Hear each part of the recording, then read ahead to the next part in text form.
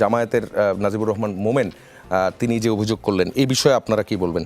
বলা হচ্ছে বিএনপিও নাকি ধর্মীয় বিষয়গুলো ব্যবহার করছে, এক্সপ্লয়েট করছে ভোটারদেরকে।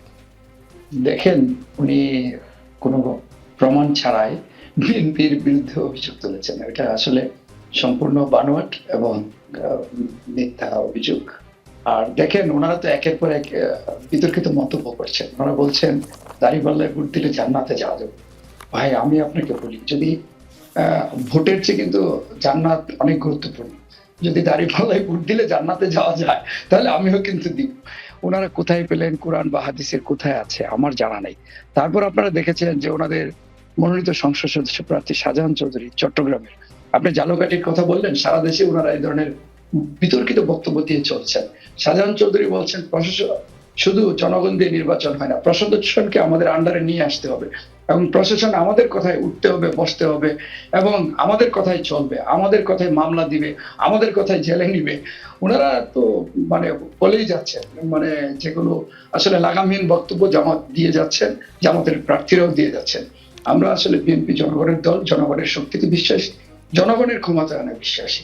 আমরা দেখেন দ্বিতীয় 17 বছর এই জনগণের ভোটের অধিকার আদায়ের জন্য আমরা সংগ্রাম করেছি।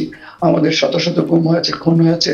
সর্বশেষ জুলাই বিপ্লবে আমাদের 542 জন শহীদ হয়েছে। আর আমাদের 60 লাখ নেতাকর্মীর নামে মামলা। তো সুতরাং আমরা, আর বিএনপি একটি জনপ্রিয় দল। আপনারা দেখেছেন যে যখনই জনগণের ভোট দেওয়ার সুযোগ হয়েছে, জনগণ বিএনপির উপর আস্থা রেখেছে।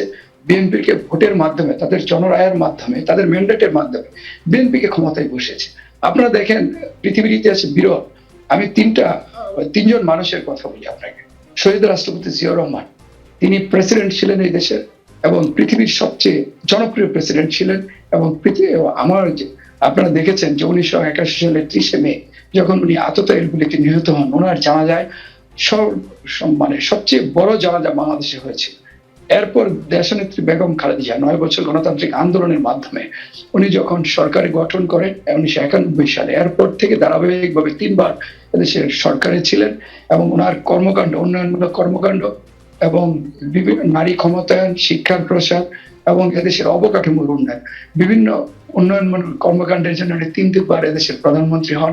সর্বশেষ ওনার উপর যে জুলুম করা হয়েছে, নিপীড়ন করা হয়েছে, আপনারা দেখেছেন যে 31 জানুয়ারি যে জানাজাটি হয়েছে, পৃথিবীর মধ্যে সবচেয়ে বৃহৎ একটি জানাজা হয়েছে। পুরো গোটা ঢাকা শহর যেন জানাজার মাঠে পরিণত হয়েছে।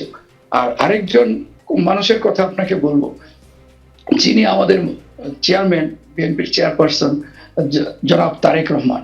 দেখেন, উনি 5ই আগস্টের পরে আপনারা খেয়াল করবেন, উনি প্রতিটি কথা, প্রতিটি বক্তব্য এদেশের মানুষ অত্যন্ত সুন্দরভাবে গ্রহণ করেছেন এবং উনি একটি বিতর্কিত বক্তব্য দেন। উনি বলেছেন হিংসা প্রতিহিংসার ঊর্ধ্বে উঠে বাংলাদেশটিকে এগিয়ে নেওয়ার জন্য শহীদ জিয়া গণ ঐক্যের ডাক দিয়েছিলেন, বেগম খালেদা জিয়া জাতীয় ঐক্যের ডাক দিয়েছিলেন। তারই ধারাবাহিকতায় আমাদের নেতা তারেক রহমান জাতীয় সরকারের কথা বলেছেন। আমরা আমাদের বিরোধী মত পথ, সকল রাজনৈতিক দল মত পথের মানুষকে নিয়ে বিএনপি যদি আপনি 200 দিক বা 250 বা 280 আসনও পায়, বিএনপি সবাইকে নিয়ে ইনক্লুসিভ সরকার গঠন করবে এদেশের মানুষের আকাঙ্ক্ষা পূরণে। বিএনপি অতীতমুখী রাজনীতি চায় না, বিএনপি প্রতিহিংসা রাজনীতি চায় না, বিএনপি দেশটিকে সামনে এগিয়ে নিতে চায়, অগ্রযাত্রার কথা বলতে চায়, উন্নয়নের কথা বলতে চায়।